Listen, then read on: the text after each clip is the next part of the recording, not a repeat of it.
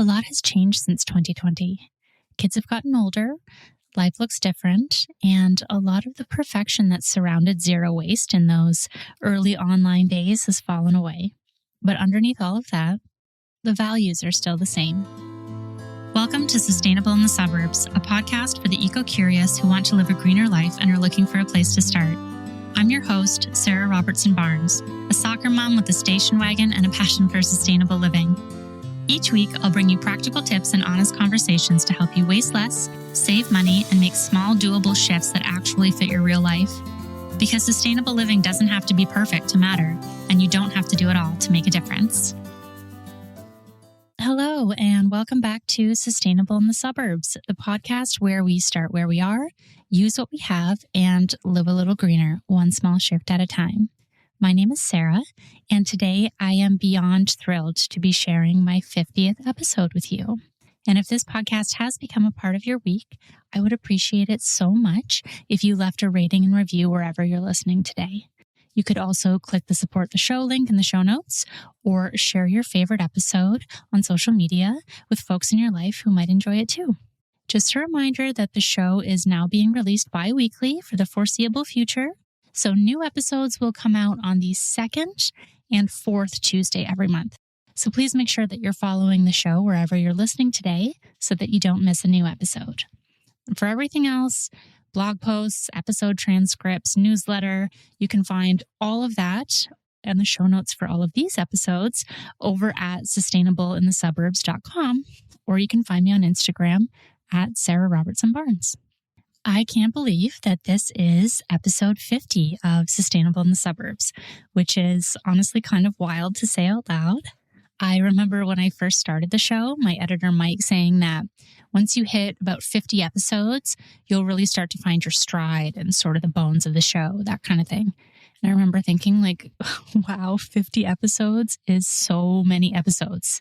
And here we are. I do think that over the past year, I have found the bones of the show and I sort of know what I'm doing now. But I also think that together we've found the soul of the show. We've had so many interesting conversations here with regular people, just people like you and I who are doing climate action in their own towns, in their own way, and trying to figure out what sustainable living actually looks like in real life. And I think that in that time, the same few through lines keep coming up over and over again. Number one is definitely community, whether that's your local community, your school community, your workplace, your online community. I just keep coming back to the idea that community is such a fundamental part of climate resilience.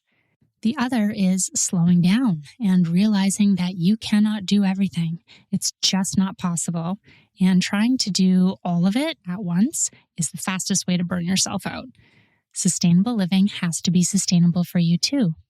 And then, of course, there's joy. I'm always going to keep coming back to the climate Venn diagram. It just honestly feels really foundational to the soul of this show. What brings you joy? What are you good at? And what is the work that needs doing? That's your climate action. And lately I've been thinking a lot about what we keep and what we let go of. So for episode 50, I thought it would be fun to go back to my podcast roots, not the first episode of this show, but the first podcast I was ever a guest on. Back in 2020, I was interviewed on the now inactive podcast, Practically Zero Waste, hosted by Elsbeth Callaghan. And this was very much the heyday of zero waste online, peak trash jar time. Her show is exactly what it sounds like, practical zero waste for everyday life and normal families. And there are well over 100 episodes in the archives that you can go and listen to covering pretty much every zero waste topic you could think of. When Elsbeth first interviewed me, my kids were still early elementary school aged, and we talked a lot about raising eco-conscious kids, what was possible with zero waste, and also the limitations of it. Now my kids are teenagers and Elsbeth has 3 young kids. So we're both in a very different season of life than we were in back then. So today's episode, we talk about where we're both at now, what we've kept, what we've let go of, and what sustainable living actually looks like for us these days. And then Elsbeth turned the table a little bit and interviewed me too.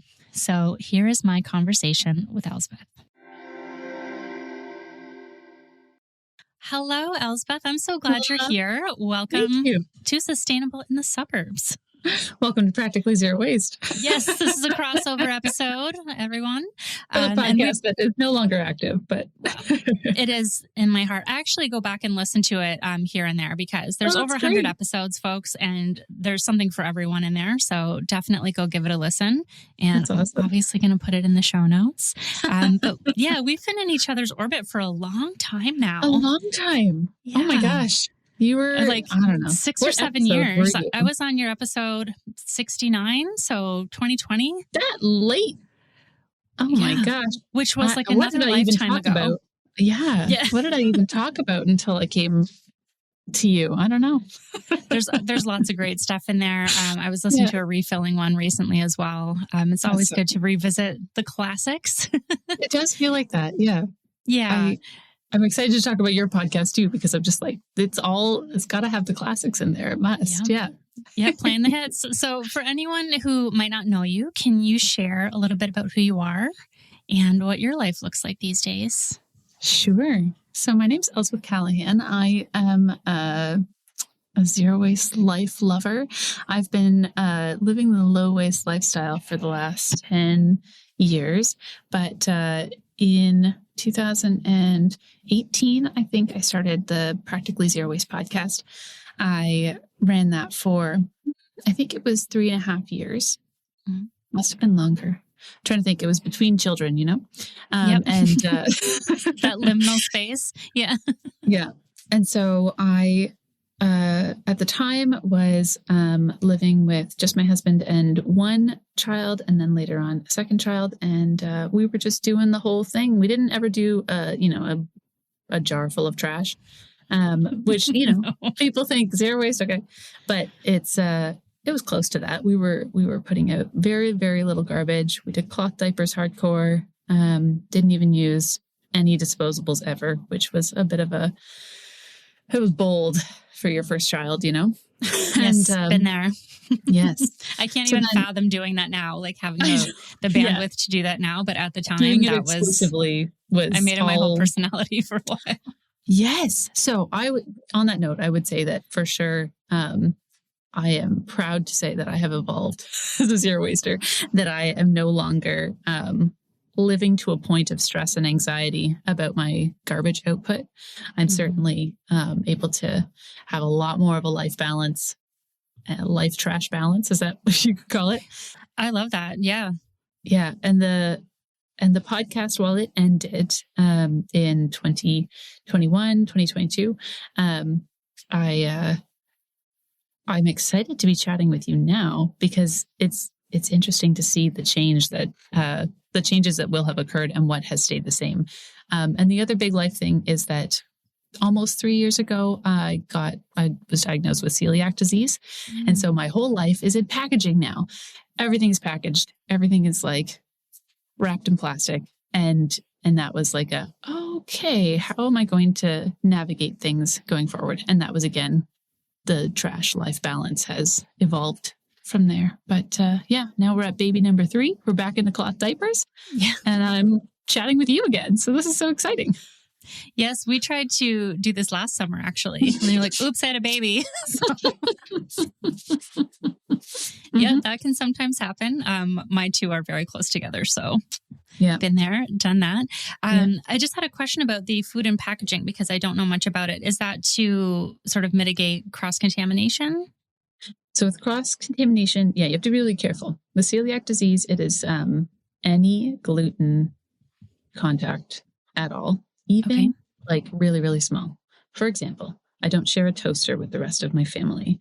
Like I can't have my bread go in the same thing. We have to use, So like it's hypersensitive like that. And that's all celiac disease people, whether you have big reactions or not. Anyway, so that means that everything that is, it means that I can't shop at a bulk store, for example, because when flour goes up in the air, it takes, it can take up to 4 or 5 days for it to settle, and it could settle anywhere. Oh, wow. Like crumbs fall, flour goes poof. And so I have to avoid bulk stores, which was like whoa, that was my entire existence for a long time. Like, how do I transition away from that? And you worked at a store like that too, didn't you? So yeah, it was soap as opposed to food that was bulk. But yes, it was a weird time to be. I was like, you can't diagnose me with celiac disease. I'm zero waste. Yeah. But my jars. But my jars. Yeah. But my refills. And how did that feel like trying to just come to terms with that, with the packaging? And it was very frustrating. Very frustrating for a long time. And I think at the start too, you don't know what to do and you don't know what to eat. And obviously eating was the priority. And so I had to take the focus off of all the waste. And so learning how to make do without things or make things from scratch, even though they're gluten-free. It's been a journey, which I'm still in for sure. So back in 2018, as you mentioned, you did start the podcast, Practically Zero Waste. What made you want to start a podcast rather than going the Instagram route? That's when Zero Waste was killing on Instagram in 2018. Good. I know, so good. I thought when I first started learning everything there was to know about zero waste, I was like, wow, the world needs to hear this. There's not enough conversations happening. We need to be talking about this. And it needs to be accessible because the things that we were learning about zero waste at the beginning were just like unattainable, unsustainable. Like emotionally, you could not keep that going. It's impossible. And I was like, how can you approach this really practically, really down to earth, and like just really simple swaps that people can actually like attain. And so I wanted to have those conversations. The best thing I could think of was to interview other people and learn and just feed my own thirst for knowledge, or satisfy that on my own thirst for knowledge. And I just loved doing it. Oh my goodness. The conversations you would have were so much fun. Mm-hmm. And the people that you would connect with were just so pumped about their topic. And that part's such a joy. Yeah. Yes. They know so much. They have so much to share. It's such a delight. I loved doing it. Yeah. And I was going to ask you, what led you to step away from it? But of course, yes, a small human will do that. Yes. And it's the same thing that you're probably experiencing, is that the relentless pace of any online presence is exhausting. And that's part of my question for you is, how have you kept up this pace for 10 years, if not longer? Oof, that's a really good question, because I did start my page in, I think, 2017 or 2016, one of those. And it was during Plastic Free July. Yeah. And that is when I found the zero waste hashtag. Mm-hmm. And it's a lot of things that I'd already been doing. Like, I'd been shopping at Bulk Barn since I was in my early 20s, back in university when, lentils were what I could afford. And, things like that, and thrift shopping and all that kind of stuff. But I'd found the Plastic Free July hashtag. I don't know how. The algorithm brought it into my life, I suppose. And that's when I found, the previous algorithms. Yeah, yes. I don't know about the current one so much. But I just realized that there were other people who were doing the same things that I was doing. And I wasn't like a weird hippie. Not just for weirdos. No. And I mean, I live in like a really affluent suburb. It's like a lot of SUVs and like Quina Winners and, stuff like that. And that just never really appealed to me. And I've always felt very strange and like been called a tree hugger and that, all that kind of stuff. And then I found the zero waste hashtag and was like, oh my God, there's all these people. Exactly. And then I did the same thing. I was just like, let me read to the end of the internet about this and try to find, like the big influencers at the time and that sort of thing. We're doing the trash jar. And that did not work for me. My kids were really small then. They were like 4 or 5, something like that. And it just wasn't doable. Like, I still have to drive my car places. I don't live in a walkable city. I didn't have a refill store at the time. Bulk Barn had just started their reusable container program around the same time. But I felt very lonely. And so when I found people online that were doing it, it helped me make a lot of connections. Like that's how I met friends. you and friends. Exactly. A bunch of, just a bunch of us weirdos all doing the thing. And then that led me to find local people who were also doing it, who found it through the hashtag and have since opened a refill store and all those kinds of things. But yeah, so I just wanted to share everything that I was doing and everything that I was learning, but also how I was doing it. So like I said, it was a lot of really, white flat lays with eucalyptus leaves and bamboo and all this kind of stuff. And that did not look like my real life. No, this is what my real life looks like. Yeah. That's why my background is blurred. That did not feel like my real life. And so I was trying I started that way too, actually. With very gently push back on that, that this actually, this is an aesthetic. It's not a lifestyle. Yeah. And I think it might be about more than the plastic, folks. For sure. It got very hyper individualized, which didn't feel right for me either. And so I started finding folks that were like, we need to talk about systems and we need to talk about justice and things like that. Yeah. I wonder if that comes from Bea Johnson, though. Like the aesthetic is partly her take on low waste living. Mm-hmm. It was all the zero waste home was the zero waste aesthetic for forever because it was the first thing to be talked about. And so then if that is all that zero waste is, you have to buy your cheese in a jar. You have to have access to all of these resources that not everyone has access to. It made it exclusive. It made it limiting. Yeah. Yeah. So I love that was the direction that you went in. And it just, I felt it in my chest. It was part of the anxiety of trying to present this, I'm zero waste.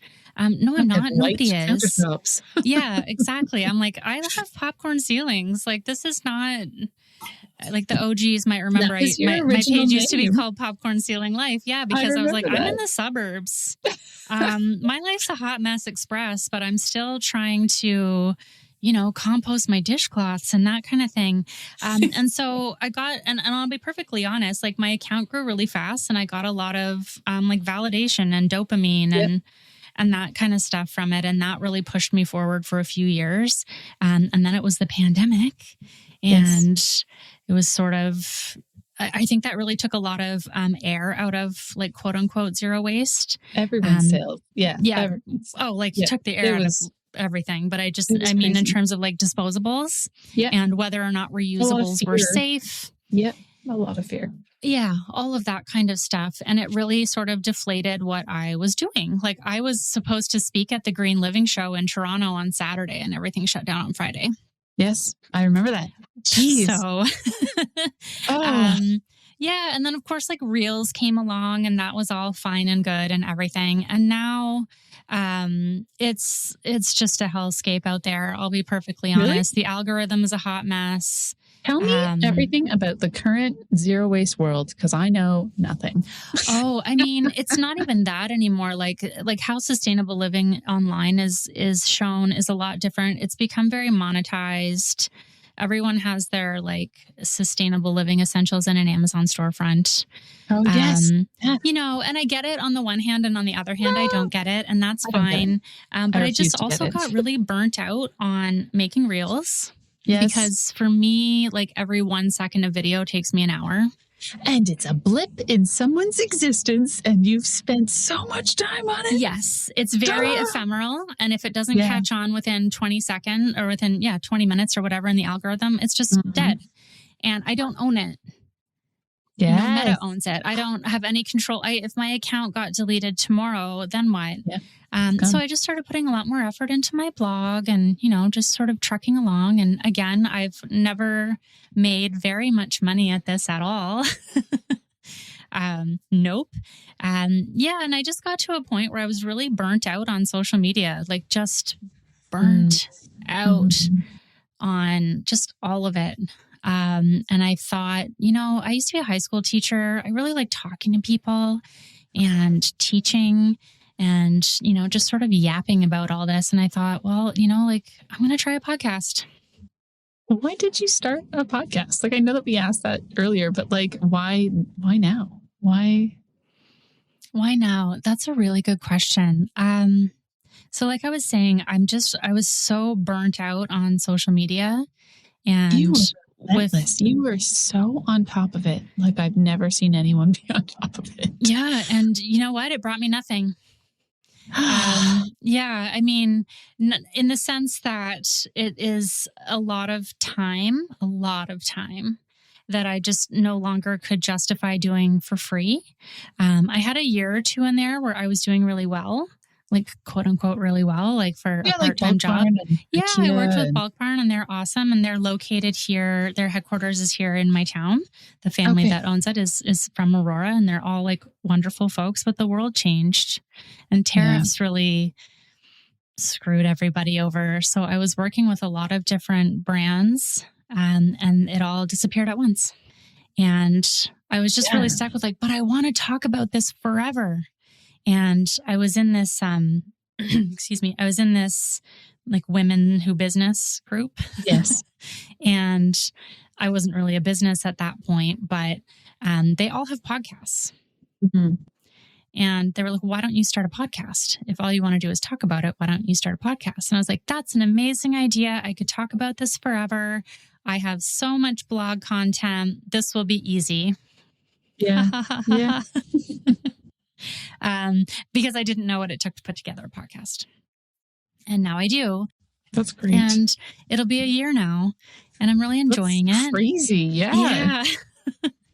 I'm really enjoying it, but this will be my 50th episode, but I have gone bi-weekly because I'm a one-woman show. And as I'm sure you can appreciate, putting out a weekly episode is a lot of work, and it was becoming unsustainable for me. Mm-hmm. And not fun anymore, and taking too much out of your life. I mean, it is a lot of work, because I'm very like careful, and I like super prep and, all of that. But then it's also the marketing machine behind it, because I want folks to find the show and to get something out of it, and to, tell their friends, and for us to all do the things.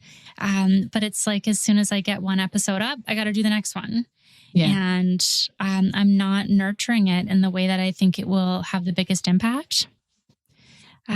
So we're just going to slow down. And that's what I'm telling folks on the show all the time is you got to slow down if you want these things to stick, and just do less. It felt like a sprint at the beginning, for sure. Like we were just all sprinting, being like, action has to take place now. Mm-hmm. And then as the sprint dies out, we're like, actually, if you can't do this slowly, you won't be able to keep it going your whole life. Yep.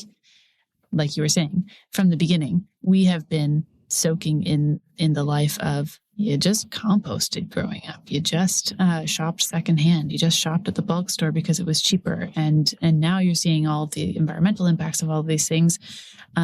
Great. But those are like habits that we've built over a lifetime. Mm-hmm. And those are the ones that are sticking the most, versus like, yes, we are obviously reducing waste in lots of ways. You drive less, all of the things that are important, but like the long-term, slow, most impactful, most bang for your buck, actions are the ones that we can keep going on a regular basis. And if you're not able to keep them going, then obviously the movement's going to fail. Yeah. I mean, I mentioned this to you off mic too, but I listened back to our episode today, of Practically Zero Waste, episode 69. Check it out. I'll put it in the show notes. But you were asking me a lot of these questions about, like, well, how are you raising like your kids to be eco-conscious and all these kinds of things? And I think about that all the time. Your answers to those. Yeah. Which is weird. Well, let's talk about those, because I mean, the common thread that ran through it, and I was telling you this before we started, I was like, I listened to that episode and I do things very differently now, mm-hmm. but also exactly the same. And so what I mean by that is, it's really what you were just saying. It's the basics. It's the fundamentals. It's teaching kids like how to be a person in the world. Yeah. It doesn't really matter like what your dish brush fibers are made out of. that's fine. Isn't it's it crazy cool that you we can used to think that mattered? right. And, you know, and, or like, yeah. Okay. So, and it's just, that's fine. But like, it's the composting that matters. It's not whether it's compostable. Does that make sense? Like Yeah. this is where our food scraps go. Yeah. This is how we divert waste in our home. Why does this go in recycling and this goes in the trash? Why can this be composted and this can't? And it's just a habit now. It's just, you know, we scrape our plates into the green bin. Yeah. We take that bin out to the backyard and we dump it in the thing, and we turn it on Saturdays. We shop secondhand first. Yeah. That's just always been how we do things. It's okay. Well, let's look on Kijiji. Let's go to Value Village. All of these different things. We're going to the bulk store on Sundays. Let's make the list. What are we going to batch cook this week? This is how we shop.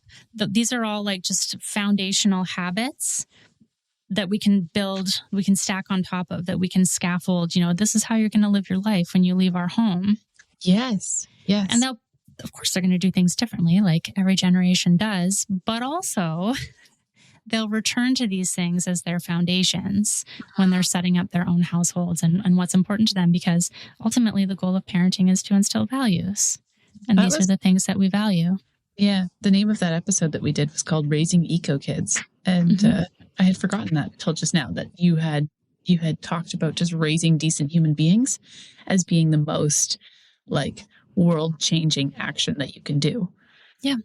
Yeah. I mean, I used to teach civics back in the day. And that's something that is in the forefront of my mind still today is, you know, raising responsible citizens. And that goes so far beyond showing up on election day.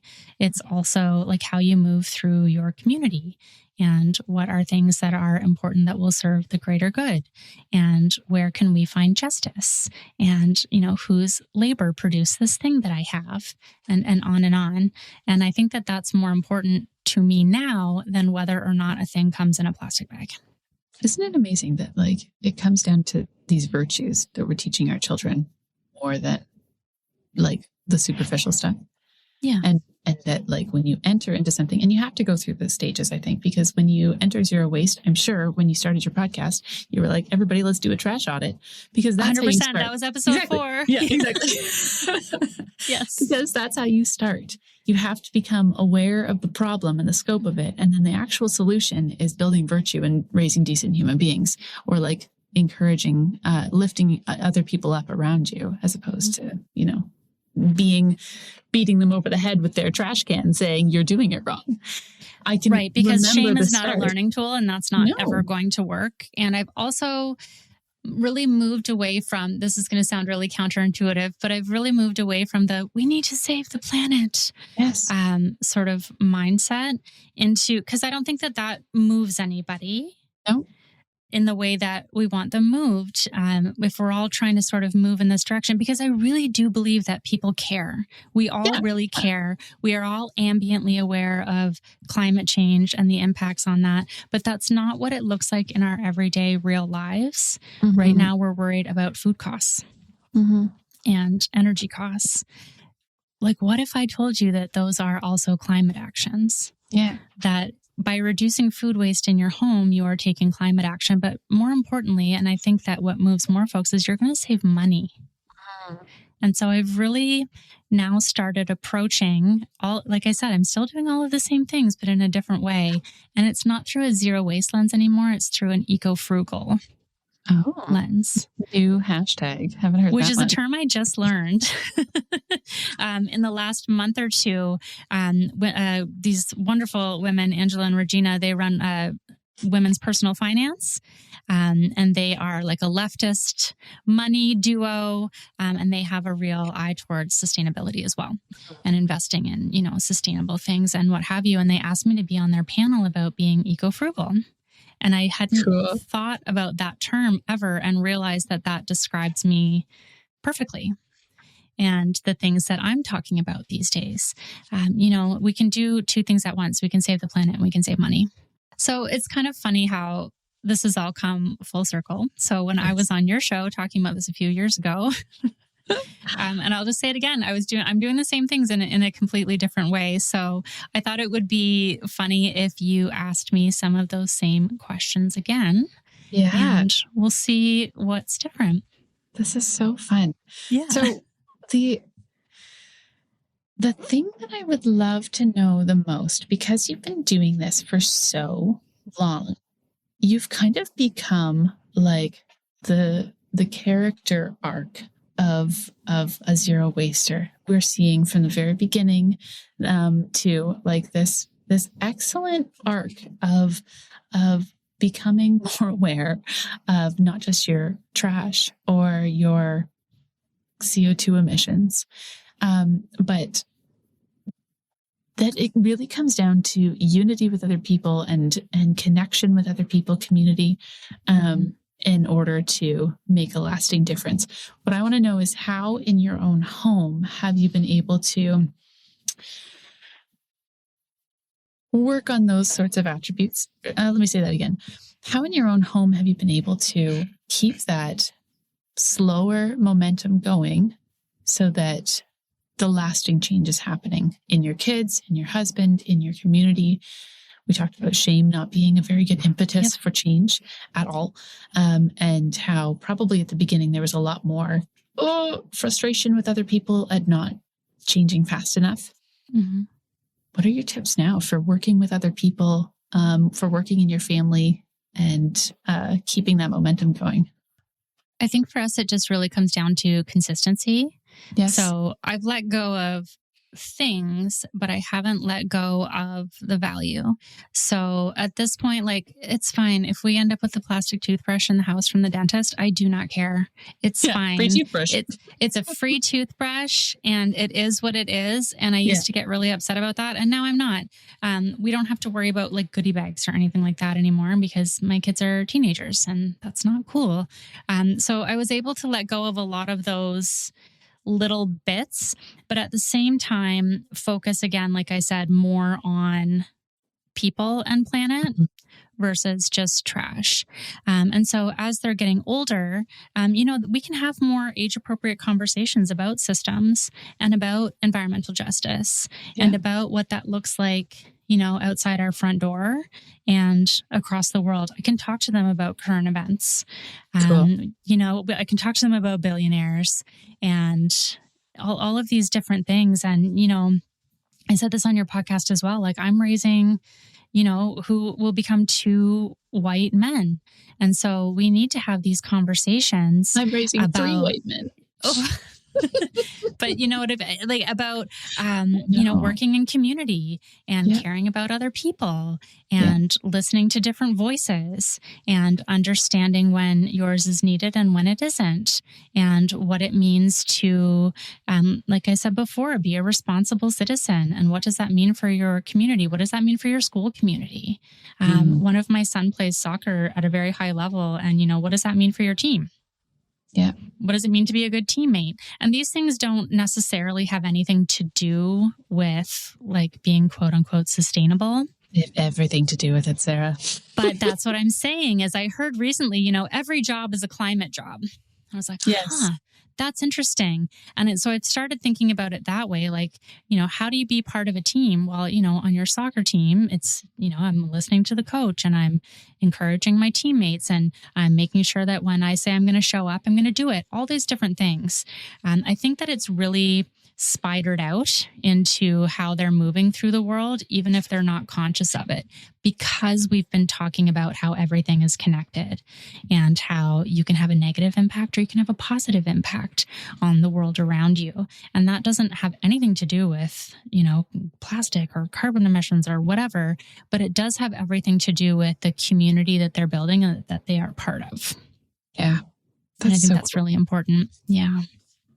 It's so interesting too. With like just that person to person connection will change everything. And it's funny. Do you have many people in your life who remember when Sarah was like a tree hugger And now she's so much more well-rounded. And that, like, I still have friends who come over for parties and apologize when they bring a bag of chips because it's in packaging. And it's so funny because that was like 5 years ago was the last time that I made a big stink about like packaging coming into my home. And like, there's so many things that have changed since then with the celiac disease. But like, do you have people that are still a little apologetic towards you for being eco-friendly or not being eco-friendly? I mean, you know what? I don't.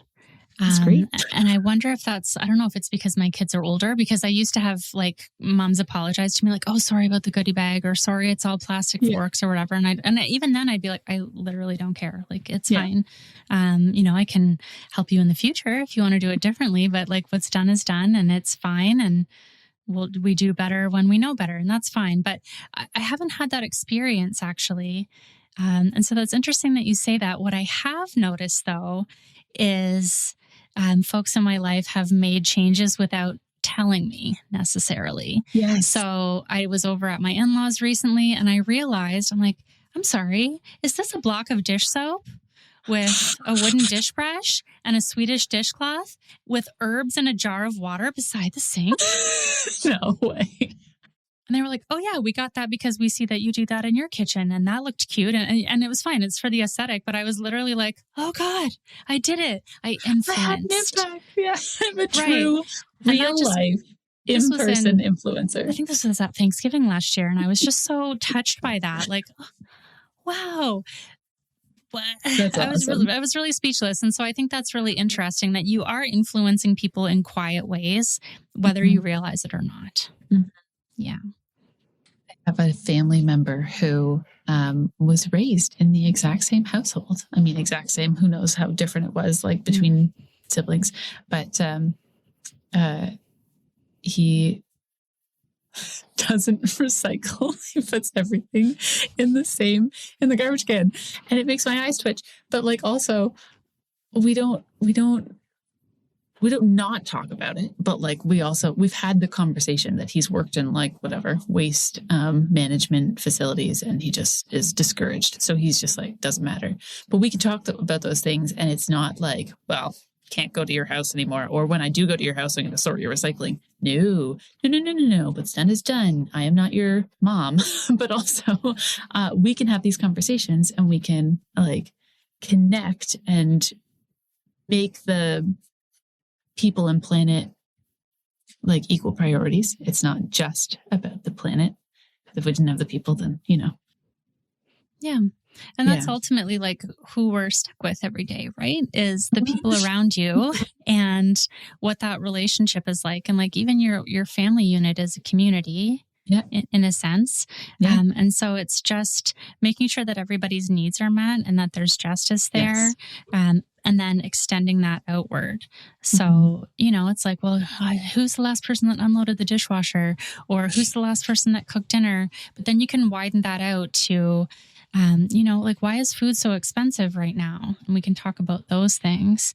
And we can talk about fuel costs, and we can talk about the energy crisis, and we can talk about, the billionaires who own the stores gouging us.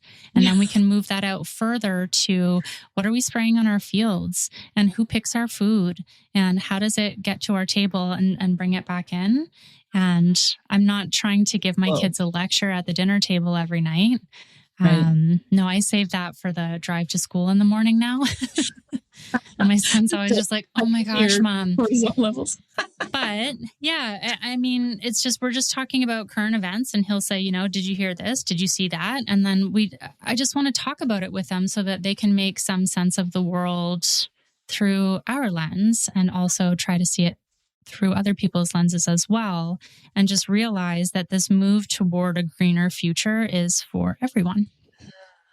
So with all of that said, and we've talked a lot about, letting things go, what are some of the things that you have kept the good stuff? Yeah, it is the good stuff. It's the stuff that matters and feels the most, like everyone's going to have their thing. And everyone's going to have their motivation with eco-friendly living. And like that eco-frugal really hit me because I'm like, yeah, that is something that has become our priority, like our motivation. So yeah, I have maybe 5 things that I definitely am still doing. The first one that comes to mind is like cloth diapers and cloth pads. And that is entirely motivated by money. Mm-hmm. I only borrow them or get them secondhand, cloth diapers. And because everybody anyway, I only borrow them or get them secondhand. And I have made my own pads, or I bought them, and those have just saved us so much money over the years. Other things that I am still doing, shopping local, mm-hmm. as opposed to if you can't get it local, then find something that you can get local. I don't want to just be like, don't use Amazon ever. You can say that. I have a whole episode about not using Amazon. And yeah, don't use Amazon for anything and ever. I mean, we're both Canadian and we're doing the Buy Canadian thing too, I'm sure. Yeah. So, yeah. So buying local, like if you can find something local, then get it local. Definitely still composting. That has been like, even Peterborough has finally, for all the practically zero waste fans out there, Peterborough went to a composting system. So they have compost pickup at the curb. Like you just got green bins? Within the last 2 years. Really? 2.5 years, yeah. Oh my goodness. And it's shipped to Belleville. Like it's not even like a local processing system. Reusables. They never go out of style. I talked on your podcast about zero waste lunches, and using the stainless steel containers. And my son is now in grade 9 and still rocking the same containers that he started kindergarten with. That's so funny. It's awesome. Fantastic. And I just think about how much, not just like garbage that has saved over the, whatever we're at now, 10 years, 11 years of schooling. But how much money we've saved on not buying disposables. I'm not buying a new lunch pail every year just because, Yeah. There's still rocking the Star Wars lunch bag. Like he's, I've just instilled this attitude in them too. I think they're just like, who cares? Like it works. It's fine. I don't care. Yeah. Nailed it. Yeah. Good job. Oh, I meant to wash my water bottle in your honor tonight. I have definitely not washed it as often as I should. Because I'm always like, I don't know who needs to hear this, but you need to wash out your reusable water bottle. Anytime I have to wash my water bottle, I think of you. That pleases me to no end. Yes. Yeah, I think honestly the things that I'm still doing from when I listened to our episode earlier was it's all the same stuff. Mm-hmm. It's shopping in bulk. It's composting, whether it's in my municipal pickup or in the backyard or feeding my worms or what have you. It just seems like the thing to do. Pleases me. And I'm still shopping secondhand first. That's it. That was the other thing. Secondhand it still all the time. Pains me if I have to buy something new, which sometimes you just have to do that. Money, it's fine. And the planet. That's again. Exactly. Yeah. It's just sort of, where do I want to put my money? And I talk about secondhand first all the time. I love my local Buy Nothing group. They're fantastic. And I've learned how to use the apps. It's my husband actually that is like a Kijiji wizard and can find anything on Facebook Marketplace. Is it not real anymore? I don't know. Maybe. I haven't heard of Kijiji in. Oh, see, he does all this. He would find all the Lego, and now it's like the kids want these like hideous basketball shoes or whatever, and so we just find them on Poshmark. Used. There you go. And like people buy stuff and then they don't wear it. On Poshmark. And so you can just get it and it looks perfectly brand new. But the kids still ask, they're like, can we look on Poshmark for this? Oh, can we look on Marketplace for that? Because they know. Yeah. I'm like, hell yeah, we can go get that. And then we go out and we get it and then we can get some lunch together or whatever. And we're spending time together doing that. And so I think that also teaches them, patience. Yes. And delayed gratification, which in the year 2026 is, I think, a hard skill to build. Especially for teenagers. Yeah, but it's something you can start at any time. Just take that pause and be like, wait, do I need this? How can I find this locally? How can I find this secondhand? So we're still doing that. And yeah, the reusables really never go out of style. No. Really can't stress that enough. Yeah. They're so good. They're so good. And it's weird, like being away from them for a little while. I'm thinking with cloth diapers and cloth wipes. We were away from that for 4 years almost. And now we're back into it. And it's just like, oh, this genuinely saves us so much money. Like so much money. God. Yeah. Like, I make the joke that like, the second kid poops for free. Because mine are so close together that's how that ended up happening. But I just passed mine on to a friend of mine. We did the system that's like a pre-fold with like a cover over the top. And the covers are still out there. I don't know what ended up happening with the pre-fold parts, but I think the covers are on their like 5th or 6th kid at this point, which is fantastic. I think there's a weird mental block with like secondhand cloth diapers. Like, it's a diaper. It's fine. We have a washing machine. Yes, if you're going to wash underwear and reuse it, you can wash a diaper and reuse it. Like, reusing underwear is a funny thing that I think people are like, but it's again like it's you do a washing machine. I buy secondhand bathing suits. Like, I buy secondhand everything. Yep. All right, so I'm going to put you back in the hot seat here, and I like to end every episode with a segment that I call One Small Shift. And so the idea behind it is just like we've been talking about, sustainable living can feel really overwhelming, and it doesn't have to be, because the small changes that we make intentionally really add up. So I ask every guest to share one small shift that feels doable and manageable in your everyday life. So if you could leave listeners with one small thing they could change this week, what would it be? About this, that even if it's been a long time since you last did something eco-friendly, you can still start again today. And my favorite way to do that is having a plan before you jump in so that you are able to, I don't know, sometimes you're just kind of like, oh no, I have to go vegan to save the planet. So that means I can't eat any of the cheese that's still in my fridge. Like you have to have a plan in place first, but that it's never too late. And you can always either come back to it or come to it for the first time. Yes, that's kind of the stage that I'm in right now, is we are picking up a lot of old habits, and it feels really good. I love that. Just start again. Yeah. So where's the best place for people to connect with you and find out what you're doing now? Oh, nowhere. Absolutely nowhere. I am off the map. It feels so good. I mean, I have other platforms and other things that I'm doing right now, but I am so unavailable. It's fantastic. Oh, I live under a rock. You'll never find me. Dreams. Good for you. Well, Elsbeth, thank you so much for this. This was such a treat, and I appreciate you so much. I miss chatting. This has been wonderful. Yeah, this was great. I really appreciated that conversation with Elsbeth, especially reflecting back on the one we had in 2020.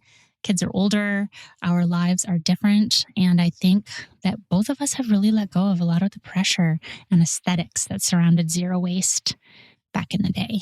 And underneath all of that, the core values are still there. Community, consistency, slowing down, caring for the people around us, and just trying to live thoughtfully in whatever season of life we happen to be in. And honestly, that felt pretty fitting for episode 50. You can find all of the links or resources and Elsbeth's show in the show notes for this episode. And for everything else, you can head over to sustainableinthesuburbs.com and sign up for the newsletter, where I share new episodes, sustainable living tips, and what I'm doing in my real life. And if you've been enjoying the podcast, I'd be so grateful again if you shared it and left a rating or a review, or send this episode to someone who's trying to figure all of this out too. Until next time, start where you are, use what you have, and live a little greener. Thanks for tuning in to Sustainable in the Suburbs. Every small step adds up, and I'm so glad we're doing this together. If you enjoyed this episode, please make sure to follow the show, share it with a friend, and leave a review wherever you get your podcasts. You can find me at sustainableinthesuburbs.com or at Sarah Robertson Barnes on all the things. Until next time, start where you are, use what you have, and live a little greener. This podcast is produced, mixed, and edited by Cardinal Studio. For more information about how to start your own podcast, please visit www.cardinalstudio.co or email Mike at mike@cardinalstudio.co. You can also find the details in the show notes.